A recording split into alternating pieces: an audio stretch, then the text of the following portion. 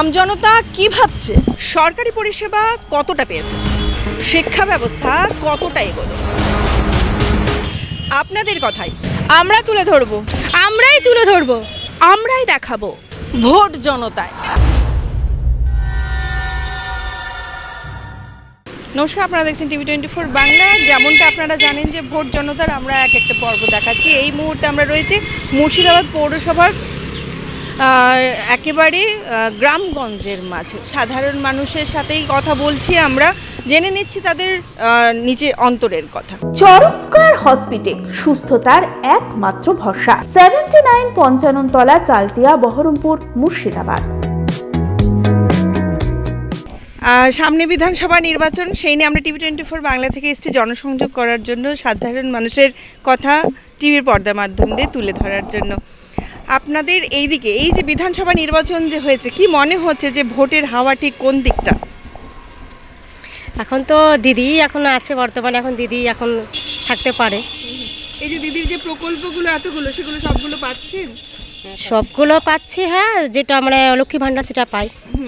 দিদি এছাড়াও যে আবাস যোজনা, এখন যুবশক্তি, কন্যাশ্রী, রূপশ্রী, এই সমস্ত প্রকল্পগুলো যে করেছেন, যে কি মনে হয় কতটা সুবিধে?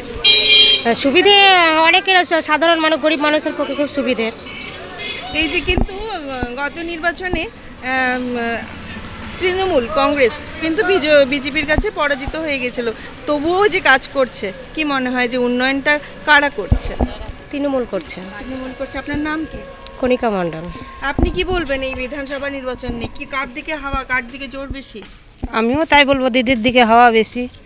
আমার এখানকার পরিস্থিতিও ভালো, 15 নম্বর ওয়ার্ড আমাদের এটা, সব দিকে হাওয়াটা ভালো, দিদির সুবিধা পাচ্ছি, আমরা ভালো আছি, সব কিছু সুবিধা পাচ্ছি, নিজের হাত খরচা পয়সা এখন বড়দের কাছে চাইতে হয় না, এটার জন্য আমি খুব খুশি। এদিকের যে প্রার্থী তিনিও একজন মহিলা, হ্যাঁ সামনে, হ্যাঁ, উনি কতটা কাজ করেছেন আপনাদের জন্য? কতটা করেছে, সবার জন্য ভালোই করেছে। তার জন্যে এমন ধরেন যে সবার জন্য সব কিছু ভালো না, কিন্তু আমাদের জন্য দিদি যা করেছে অনেকটাই করেছে, সুবিধা করেছে, ভালো করেছে। যে আমাদের এই 64 নম্বর মুর্শিদাবাদ বিধানসভায় দিদির হাওয়াটা প্রচণ্ড বেশি, তার জন্য এবার দিদিই জিতবে। কেন, কতটা উন্নয়ন হতে দেখেছেন এই বছর? উন্নয়ন তো এখন যা দেখছি আমাদের এই ওয়ার্ডে 15 নম্বর ওয়ার্ডে বিজেপি জিতার পরে একটা কাজ হয়নি, যা করেছে দিদির লোকই করেছে, তৃণমূল কংগ্রেসই করেছে। তাছাড়া আদার্স কাউকে দেখিনি যে আমাদের এখানে ঘর থেকে শুরু করে, বাড়ি থেকে শুরু করে, রাস্তাঘাট শুরু করে, ড্রেন থেকে শুরু করে সব দিদিরাই করেছে। প্রার্থীও একজন দিদি? হ্যাঁ, প্রার্থীও আমাদের বাড়ির কাছেই দিদি, অসুবিধা কিছুই হবে না। দাদা, সামনে তো বিধানসভা নির্বাচন, আপনাদের এই দিকটা কি মনে হয় যে কার পাল্লা ভারী? আমাদের এদিকে তৃণমূলের পাল্লাটা ভারী, কারণ তৃণমূল অনেক কিছুই মানুষকে সহযোগিতা করেছে, হ্যাঁ, বা লক্ষ্মীর ভাণ্ডার, যুবশ্রী, কন্যাশ্রী, এসব অনেক কিছুই দিচ্ছে তৃণমূল, হ্যাঁ। কিন্তু গত বিধানসভা নির্বাচনে তো আপনাদের এদিক থেকে বিজেপি বেরিয়ে গেছে, কি মনে হয় সেই জায়গায় এবার হেরে যাওয়ার পরও লড়াইয়ে সেরকমভাবে টক্কর দিতে পারবে? হ্যাঁ, আশা আছে যে তৃণমূল লড়াই করে বেরিয়ে যাবে, হ্যাঁ। এটা কি সম্পূর্ণটা কি মানুষ কি দেখে ভোট দিচ্ছে? উন্নয়ন দেখে ভোট? উন্নয়ন দেখে ভোট দিচ্ছে, হ্যাঁ, কি দেখে ভোট দিচ্ছে? উন্নয়ন দেখেই ভোট দিচ্ছে। এই যে এই আপনাদের এই সমস্ত এলাকা হ্যাঁ, কতটা উন্নয়ন হয়েছে, কতটা পরিবর্তন হয়েছে আগের 5 বছরে, এই 5 বছরে বা 10 এই 5 বছরে ধরেন এই রাস্তাঘাট এসবগুলো আগে তো সেরকম ছিল না, হ্যাঁ, এখন তৃণমূল সরকার আসাতে যাই হোক অনেকটা পরিবর্তন হয়েছে, ঠিক আছে।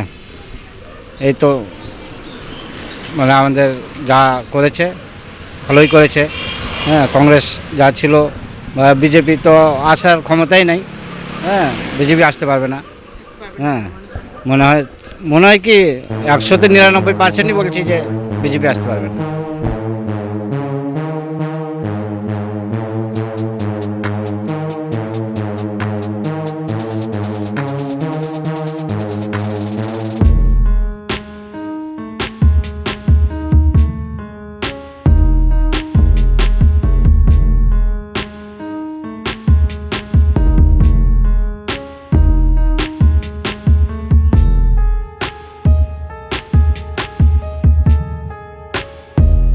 আপনারা জানেন আমরা জনসংযোগের মাধ্যমে রয়েছি, সাধারণ মানুষের মাঝে রয়েছে, একেবারে তাদের কথা আপনাদের সাথে সামনে তুলে ধরার জন্য। দিদি, আপনার নাম? রানী মণ্ডল। এটা কত নম্বর ওয়ার্ড? জায়গা? এটা 15 নম্বর ওয়ার্ড, এটা কোন জায়গা পড়ছে? হরিগঞ্জ বলে, হরিগঞ্জ। আচ্ছা, এই তো সামনে বিধানসভা নির্বাচন, হ্যাঁ কি হ্যাঁ। মনে হচ্ছে কি হবে? কী হবে, আমরা তো চাইছি যে এখন এই তৃণমূলটা দেখি জেতার চান্স আছে। আচ্ছা, হ্যাঁ, কেন আমরা কি বলে মনে হয়, কেন মনে হয়? মনে হয় বলছে এই যে শাওনি সিংহ রায় এই যে বাড়ির কাছে আছে আমাদের তো সুবিধা অসুবিধা, তো এখানে তো একটু দূরে যেয়ে তো বলতে পারবো আমরা কথাটা, আমরা তো পাবো হাতের মুঠায়। আর এই যে বলছেন গৌরী, ওকে কোথায় পাবো আমরা এখানে খুঁজে? এই যে ভোটের সময় এসছে, এখন একটু ওর সঙ্গে দেখা পাবো আমরা, যে এখন আসবে একটু দেখা করতে, কিন্তু এই যে ভোটটা ফুরিয়ে গেলে তোকে আর পাবো না আমরা, কোনো সময়তেই পাবো না এখানে দেখা। গত নির্বাচনের পর থেকে কোনো দেখা পাননি? ওই যে সামনে একবার এই যে আমাদের যখন মেম্বারের এই ভোটটা হলো তখন ধরেন যে এসছিল ওই দেখা, আর তো আর কোনো দিন দেখতে পাইনি এখনো ছায়া। এই যে আবার এখন একটা ভোট এসছে, আবার একটু দেখা দিবে। এই যে আপনাদের সবার মুখে শুনছি এই জায়গায় যে উন্নয়ন হয়েছে, এই উন্নয়ন কার হাত ধরে হয়েছে? উন্নয়ন ওই তৃণমূলরাই ওই করেছে। হ্যাঁ, আর আর এই যে যতগুলো প্রকল্প রয়েছে এই মুহূর্তে হ্যাঁ। সরকারি, সেই পরিষেবাগুলো পাচ্ছেন? হ্যাঁ আমি পেয়েছি।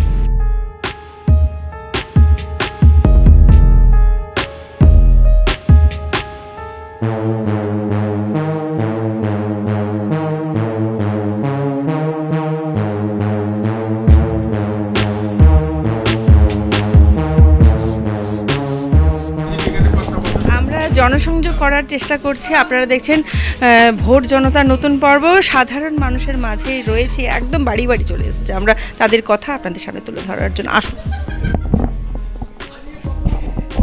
সামনে বিধানসভা নির্বাচন, সেই নিয়ে কিছু প্রশ্ন করব। আপনি আপনার নাম?